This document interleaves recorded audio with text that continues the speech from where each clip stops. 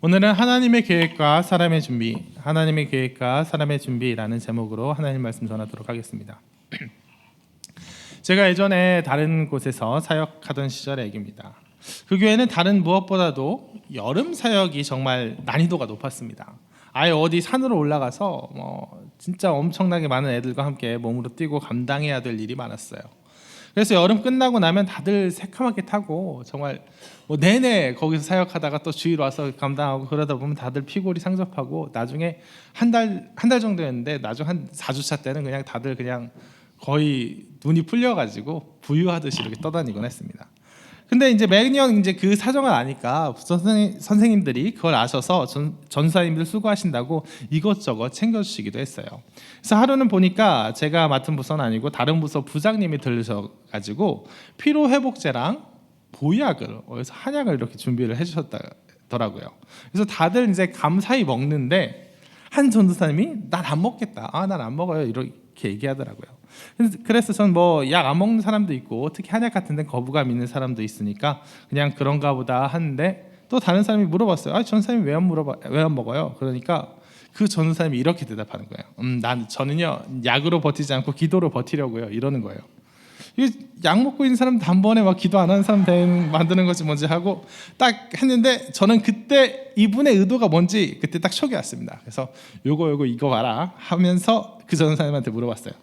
전사님 지금 이거 이번 주 설교에 써먹으려고 그러죠? 라고 물어봤습니다. 피로회복제 보약 이런 거 안 먹어도 기도했더니 힘이 넘치더라고. 막 이렇게 예화 들려고 하는 거 아니냐고. 그러면서 혹시 본문도 막 다니엘 1장 이런 거 왕의 진미를 먹지 않고 기도했더니 물과 채소만 먹어도 얼굴에서 광채가 나고 막 다른 이들보다 총명이 더하고 여기로 하는 거 아니에요? 하고 딱 물어봤더니 그 전사님이 뭐라고 말 못하고 딱 전곡을 찔리는 표정으로 그냥 어버버버 하더라고요. 그래서 다들 진짜냐고 그럼 우리가 뭐가 되냐고 막 자기는 다니엘이고 우리는 뭐 한간장이냐고 우리는 근위대장 아리옥이에요. 와 너무한다 막 이러면서 엄청 놀렸어요. 그래서 제가 그 끝에 막 그 다른 전사님들의 지지를 힘입어서 애들한테 이상한 신학 심어주지 말고 그냥 먹으라고 했어요. 피로 회복제 역시 하나님의 것이고 보약 역시 하나님의 것입니다. 그냥 드세요. 왜 안 드세요? 이렇게 얘기했습니다. 아니 그 전사님 경우는 그냥 그저 순간 이렇게 그랬던 거 깊은 묵상이 있어서 하는 건 아니었겠죠. 그냥 얘기도 하다 보면 그냥 그런 예화 들었지 꼭 피로회복제와 보약을 죄악시하는 그런 의도는 아니었을 겁니다. 근데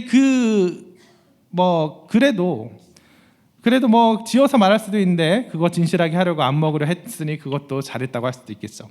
근데 이제 좀 꼭 그 전사님이 그랬다는 건 아니지만 그렇게 좀 이상한 적용하시는 분들이 의외로 많아요. 의외로 많습니다. 할 수 있는 것 안 하고 그저 기도를 하겠다. 이게 신앙 좋은 태도로 여기는 분들이 의외로 있습니다. 애 병원 안 데리고 와서 죽게 한 여호와의 증인 이런 극단적인 케이스까지는 아니더라도 최소한 내가 안 하겠다까지는 아니어도 최소한 내가 할 것 다 하고 뭐라도 있었는데 일이 또 하나님께서 도와주셔서 일이 된 케이스 이보다는 내가 아무것도 못했는데 혹은 안 했는데 정말 어떻게 눈 깜짝할 사이에 일이 뚝딱 이루어져 갖고 정말 이건 전적으로 은혜입니다 하고 이루어져 갖고 일이 된 케이스. 비유하자면 내가 약 먹고 기도했는데 나은 케이스보다 약도 못 먹고 기도했는데 기도의 능력으로 나았습니다. 이게 더 놀라운 역사고 더 은혜로운 일이라고 생각하는 것 상당히 많습니다. 우리도 은연 중에 그렇게 생각할 수 있어요. 부족한 가운데 일이 나타나니까 더 은혜가 더한 겁니다. 이거죠. 아주 틀린 말이라고는 할 수 없을지 모르지만 그것도 나름 은혜로운 적용이 될 수 있는데 다만 너무 그런 경우로 치우치다 보면 문제가 뭐가 되냐면 신앙이 너무 비현실적으로 될 수 있는 겁니다. 그냥 기도만 하고 내가 할 수 있는 거 안 해요. 피로회복제 있어도 안 먹습니다. 약 안 먹어요.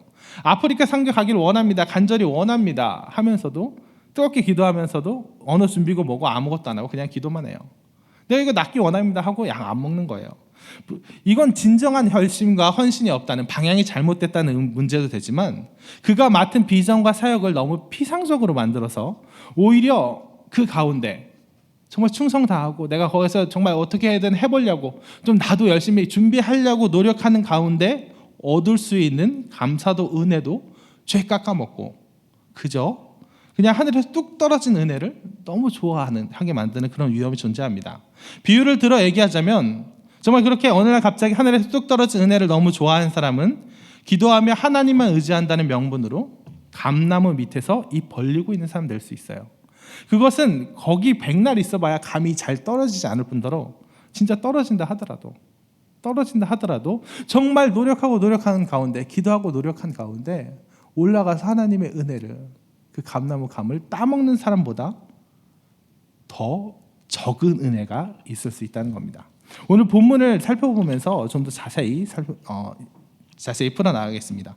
오늘 본문은 느헤미야가 민족의 아픔을 놓고 슬퍼하며 기도한 중에 그 근심이 얼굴빛으로 드러났던 얘기예요. 그러니까 왕이 무슨 일이냐 물어보고 느헤미야가 용기 있게 대답하였더니 하나님의 은혜로 왕이 승낙하고 모든 지원을 아끼지 않았다, 이런 내용이잖아요. 이것을 보면 어떻게 보면 그런 제가 아까 말했던 막 기도하는 가운데 어느 날 갑자기 이루어진 것 같아요. 어느 날 갑자기 맞잖아요. 제가 사실 어느 날 갑자기라는 제목으로 이 본문을 설교하는 적도 있더라고요. 어느 날 갑자기 기대할 수 없는 중에 어느 날 갑자기 왕이 물어봐서 생뚱맞게 왕이 물어봐서 너 무슨 근심이 있느냐? 그래? 그렇다면 내가 도와줄게 하고 어느 날 갑자기 사람이 컨트롤할 수 없는 하나님의 계획이 딱 있어가지고 그냥 아무것도 기대할 수 없는 중에 아무것도 준비되지 않은 중에 일이 뚝딱 이루어진 것 같아요. 그래서 이거 역시 전적인 하나님의 은혜입니다 하고 고백할 수밖에 없을 것 같아요. 물론 그렇습니다. 물론 전적인 하나님의 은혜요, 정말 사람의 기준으로는 사람들이 기대하기에는 기대할 수 없는 중에 일어나는 건 맞아요. 근데 그 반면에 느헤미야의 준비가 없었느냐, 느헤미야의 헌신이 없었느냐, 그거는 아니라는 거예요. 보면 먼저 하나님께서 전적으로 이루어가셨다는 증거는 곳곳에 있습니다. 먼저 왕이 느닷없이 물어봤어요. 왕이 느닷없이 물어봤습니다. 이거는 느헤미야가 통제하지 못한 중에 일어난 일이에요. 느헤미야가 그냥 왕한테 말을 해야 되겠으니까 내가 얼굴빛 안 좋은 빛 이렇게 연기한 게 아니라 느헤미야가 자기 페이스 관리를 하고 있는 와중에 그게 감추지 못하고 드러나서 왕이 캐치를 한 겁니다. 왜냐하면 그거를 우리는 느헤미야가 크게 두려워했다, 왕이 그 말 꺼냈을 때 크게 놀라고 두려워했다는 말로 알 수 있어요. 그리고 또한 하나님께서 이끌어 가신 증거 또 한 가지는 뭐냐면 6절에 그때 왕후가 옆에 있었더라. 이것도 저는 나름 하나님께서 맞춰주신 거라고 생각합니다. 왕후가 옆에 있으면 어떻게 돼요? 왕은 후회집니다. 자기 아내가 옆에 있으면, 자기 여자가 옆에 있으면 어떻게 해요? 후회져요. 신하가 뭐 얘기했는데 야 안 돼, 아까워 하고 안 들어주지 않고 그거 내가 해줄게 하고 좀 허세도 속이게 되겠죠. 그리고 3절 세 번째 보면 왕의 마음을 하나님께서 열어주신 거예요. 이것은 왕이 느헤미야가 하는 말, 느헤미야가 요구하는 그거에 그치지 않고 9절 보면 마병과 군대 장관까지 붙여줍니다. 더 그냥 후하게 쓴 거예요. 이건 역시 하나님께서 왕의 마음을 전적으로 열어주신 거예요. 정말 이렇게 보면 이 세 가지를 보면 이 느헤미야 이 사건, 왕의 마음을 열어주신 사건은 전적으로 하나님의 은혜 같습니다. 근데 반면에 느헤미야의 준비가 있었다는 것을 한번 살펴볼게요. 느헤미야는 느닷없이 말했다기보다는 왕이 느닷없이 이렇게 왕이 물어봤지만은 느헤미야는 그렇게 느닷없이 허점을 찔린 거, 전곡을 찔린 것 치고는 너무 말을 잘해요. 뭐냐면 느헤미야는 왕의 근심이 있다고 했을 때 그에 대한 답변을 하면서 예루살렘이란 말을 쓰지 않아요. 예루살렘이란 말을 쓰지 않습니다. 왕이 야 너 뭐 문제야? 그러니까 제 조국 예루살렘이 이렇게 어려워서 하고 예루살렘이란 말이 나올 법한데 예루살렘이란 말을 절대 쓰지 않아요. 뭐라고 얘기하냐면 그죠? 내 조상의 묘실이 있는 곳, 내 고향이요, 내 민족이 있는 곳, 이렇게 왕의 감성을 자극할 말만 합니다. 무엇 때문이냐면 예루살렘이라는 단어는, 예루살렘이라는 그 지명은 왕을 자극할 수 있는 지명이에요. 예루살렘이라는 지명은 정치적 의미가 있고 군사적 의미가 있고 사회적 의미가 있어서 왕에게 예루살렘을 회복시켜 주십시오 하는 거는 일단 왕이 딱 듣기에 마음의 부담을 가질 수 있는 겁니다. 에스라 4장에 보면 그 아닥사스다 왕, 지금 여기 나오는 왕이랑 이름도 똑같아요. 하필 이 지금 나오는 왕이 할아버지 아닥사스다 왕이 정말 예루살렘 성전이 재건되고 있을 때, 허락해줘서 재건되고 있을 때 사람들이 참소를 해요. 예루살렘이 어떤 곳인지 아세요? 예루살렘의 사람들이 그 주변 나라를 막 다 지배했던, 다윗 왕 때, 솔로몬 왕 때 정말 큰 능력이 있었던 곳입니다. 거기 재건시켜주면 안 됩니다. 예루살렘을 다스리는 큰 군왕들이 있어서 힘을 떨쳤던 곳입니다. 그렇게 참소했을 때 그 할아버지 아닥사스 왕이 그러면 안 되지 하고 멈췄던 그런 역사가 있어요.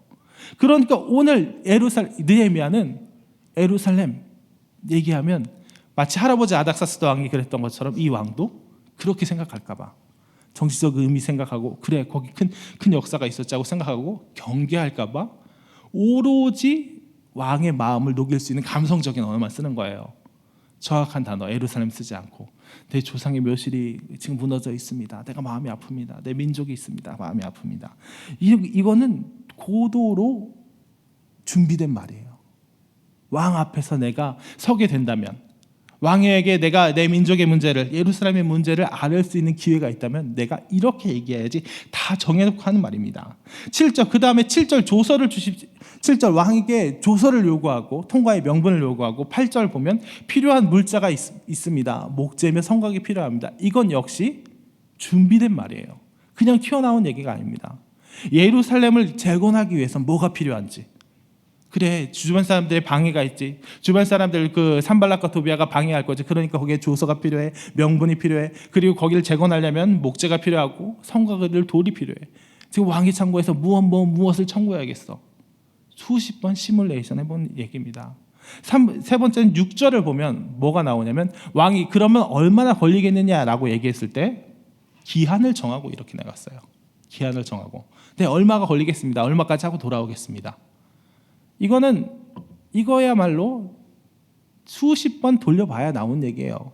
지금처럼 인터넷 쳐갖고 뭐 상수역에서 부산까지 치면은 몇 시간 딱 나오는 것도 아니고 언제부터 언제까지 거기 가는데 며칠이 걸릴 것만 해도 수십 번 따져봐야 되는 일이에요. 이 일이 어떻게 이루어질까, 얼마 만에 나올 수 있을까, 그 계획을 세우려면 지금 현대보다 훨씬 더 많은 수고가 들어간 일이에요. 근데 그 자리에서 얼마 걸리겠습니다. 화가 날 수 있다는 거. 수십 번 생각해보고 따져보고 실제로 얼마만큼 준비해봤다는 거예요. 자, 그러니까 느헤미야의 이 사건, 오늘 이 사건은 느헤미야가 하나님 앞에 열심히 기도했습니다. 하나님한테 기도하고 하나님의 계획을 바랬습니다. 하나님의 뜻을 바랬습니다. 그랬더니 하나님께서 느헤미야에게 갑자기 이 왕의 질문이라는 사건을 뚝 던져주셔서 갑자기 하루아침에 모든 일이 이루어졌습니다가 아니에요. 느헤미야가 민족의 아픔을 마음에 품고 근심하며 기도했습니다. 근심하며 4개월의 시간인데 1장과 2장의 차이가 4개월 동안 근심하며 기도하면서 4개월 동안 준비했습니다.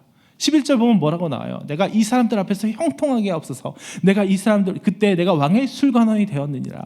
내가 이 사람들 민족들의 그 아픔을 내 마음에 품고 있는 내가 지금 왕의 술관원이 되어 있는데 내가 이 사람들 앞에서 왕 앞에서 그 사람의 은혜를 받게 하옵소서. 내가 왕에게 말할 수 있는 기회를 하나님 허락하옵소서 하고 하나님 앞에 4개월 동안 기도하면서 준비해온 거예요. 준비한 원고예요, 이건.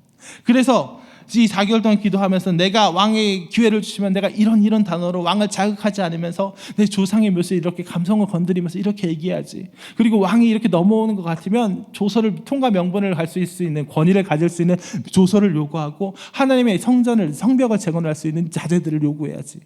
그 모든 것들을 계산해 보니까 이 정도면 된다고 왕한테 말해야지. 이렇게 다 준비된 일이에요. 느헤미야가 이렇게 준비하고 기다렸을 때 하나님께서 느헤미야에게 기회를 주신 겁니다. 하나님께서 또 기회를 주셨으니까 느헤미야가 이 모든 걸 준비해 놓고도 여기 성경 보면 하나님께 그 짧은 순간 잠깐 기도하고 하나님 의지하고 나간 겁니다. 느헤미야와 하나님의 놀라운 협력 작업이었어요. 협력 작업. 물론 하나님의 능력도 필요하고 느헤미야의 능력도 필요했다는 협력이 아니에요. 물론 하나님의 능력이 99%도 아니고 100%예요. 다만 뭐예요? 느헤미야가 하나님이 그렇게 이끌어 가시는데 쓰임 받기 위해서 자기도 최선을 다해서 헌신을 다했다는 거예요. 자, 보세요. 이걸 한번 생각해 보십시오. 한번 생각해 보세요. 느헤미야 이렇게 준비하고 계획한 거. 느헤미야가 받는 이 은혜를 더하게 만드는 겁니까? 덜하게 만드는 겁니까? 느헤미야가 정말 이렇게 열심히 준비했습니다. 열심히 준비하고 계획했습니다. 그랬더니 하나님께서 이렇게 들어주셨습니다 하는 거랑 느헤미야가 그냥 하나님께 그냥 열심히 기도했습니다. 근데 별 생각은 없었습니다. 근데 갑자기 왕이 이렇게 말을 하더라고요. 그래서 느헤미야가 그냥 나온 대로 얘기했습니다. 예루살렘에 재건해 주십시오 하니까 왕이, 하나님께서 그때 왕의 마음을 열어주셔서 예루살렘이랑 단호에도 불구하고 그래 그럼 뭐 필요하냐 좀 생각해보고 이따가 얘기해도 안 되겠습니까? 그런데도 불구하고 하나님께서 다 통과시켜 주시고 얼마 걸릴 거냐 그것도 잘 모르겠고 나중에 해보겠습니다 했는데도 하나님께서 우격다짐으로 뭐 부족한 가운데, 느헤미야가 부족하게 말한 가운데 왕의 마음을 다 해결해 주셔서, 전적으로 하나님께서 다 해결해 주셔서 모든 일이 이루어졌습니다 하고, 어떤 게 더 은혜로워요? 판단은 다를 수 있겠죠. 근데 최소한 느헤미야가 있어서는 전자가 더 어렵습니다. 전자가 더 많은 감사를 가져옵니다. 내가 정말 계획하고 정말 준비했던 가운데 하나님께서 이루어 주신 일에 대한 감사가 더 커요. 그 은혜가 더 커요. 그건 당연한 겁니다. 왜냐하면 그것은 내가 그 문제를 놓고 정말 간절히 기도하고 계획했을 때 그 기도와 계획이 구체적으로 생생하게 내 마음에 살아 숨쉬게 되기 때문이에요. 막연하게 기도할 때는 그냥 막연할 뿐이에요. 막연하게 기도할 때는 그냥 하나님 들어주셨으면 좋겠습니다 하고 그 간절한 마음이 허공을 이렇게 둥둥둥 떴을 뿐이에요. 근데 내가 그것을 놓고 구체적으로 이게 무엇 하면 되겠습니다 하고 내가 그 구체적인 것을 놓고 기도할 때 내 기도도 내 간구도 구체적인 상을 가져요. 내가 에베레스트 산을 등반하게 해주십시오라는 그런 비전을 가졌을 때 그것들 한 발자국도 떼어보지 않은 사람에겐 그저 피상적이에요. 동네 뒷산도 올라가 보지 않은 사람에겐 그저 세계에서 제일 높은 봉우리에 올라가게 해주십시오. 해발 8,000m랍니다. 그렇게 있을 뿐이에요. 그래서 하나님께서 어느 날 갑자기 에베레스트 산 꼭대기로 딱 데려다 주시면 감사합니다. 세계 최고 봉이 내 안에 있군요. 기쁘고 즐겁겠지만 그가 올라간 그 의미, 그가 에베레스트 위 산 꼭대기에 올라갔던 그 의미는 잘 새겨지지 않아요. 그냥 어리버리하고 지나갈 뿐이에요. 그냥 감사하겠죠. 감사하지만 그 감사가 그가 받은 은혜가 무엇인지 생생하게 알지 못해요. 근데 그의 반면에 일단 한 발자국이라도 떼어본 사람, 에베레스트를 마음에 품고 마을 뒷산에서라도 한번 훈련해 본 사람, 그 발치에 한 자락이라도 밟아본 사람은 그게 얼마나 대단한 것인지 더 확실히 압니다. 너무나 구체적으로 다가오는 생생한 목표가 내 안에 있어요. 그래서 에베레스트 정상에 하나님께서 마침내 인도하여 주셔서 그 위에 섰을 때 이것이 얼마나 큰 은혜인지 오히려 더 크게 감사할 수 있어요. 자기의 인생에 정말 하나님께서 차지하는 비중이 얼마나 큰 건지 더욱더 감사하고 더욱더 하나님께 은혜로 보답할 수 있어요. 구체적으로 감사할 수 있고 구체적으로 기도할 수 있습니다. 그냥 붕뜬 기도가 아니라, 그냥 붕뜬 감사가 아니라 정말 생생한 구체성을 가지고 모든 마음을 쏟아서 나뉘어지지 않은 순전함으로 기도할 수 있고, 그러다 그것이 이루어지면, 응답받으면 이 받은 은혜에 대해서 정말 생생하게 증거하게 될 거예요. 느헤미야가 하나님 앞에 4개월 동안 마음을 심으면서 계획하면서 준비할 때 그의 마음이 더욱더 간절해지는 겁니다. 더욱더 간절해지는 거예요. 그리고 그게 들어섰을 때, 하나님께서 그 기회를 주셨을 때 느헤미야의 마음속에는 이것이 더 큰 은혜요, 더 큰 감사로 되는 겁니다. 좀 오해의 소지가 있지만 진인사대천명이라는 말이 있습니다. 내 할 일 다 하고 성패는 하늘에 맡긴다는 거예요. 세상에 이 진인사대천명이라는 말을 우리가 그냥 바로 그대로 받을 수는 없습니다. 운칠기산 이런 것처럼 그들의 이 진인사대천명은 내 영향을 미칠 수 있는 것이 있고, 또 우연히 그렇게 되는 영역도 있어서 그 하늘의 뜻이라고 표현하지 어떤지. 그래서 내가 할 건 다 하고 그 다음에 그 우연적인 영역이랑 그걸 기다려야 된다, 맡겨야 되는 부분이 있다. 이렇게 좀 그 정도인 것 같아요.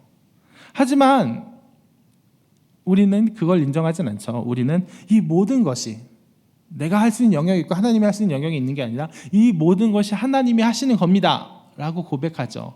하지만 그럼에도 불구하고 진인사대천명이란 말에 담겨있는 것 중에 뭔가를 받는다면 하나님의 계획이 있고, 정말 그게 7, 80%가 아니고 전적으로 100%로 하나님께서 모두 이끌어 가시지만 그 가운데 우리가 진인사해야 될 부분, 우리가 충성해야 될 부분, 우리가 헌신해야 될 부분, 우리의 준비 또한 유익하며 우리가 할 수 있는 건 마땅히 해야 된다는 거예요.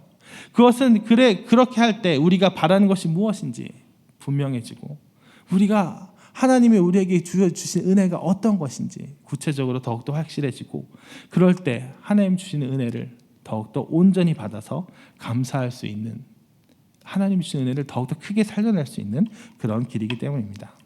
말씀을 정리하도록 하겠습니다. 기도하면서 그냥 하나님이 이루시기를, 하나님이 이루시기를 원합니다. 하나님께서 이끌어 가실 바랍니다. 자칫 피상적으로 흘러갈 수 있어요.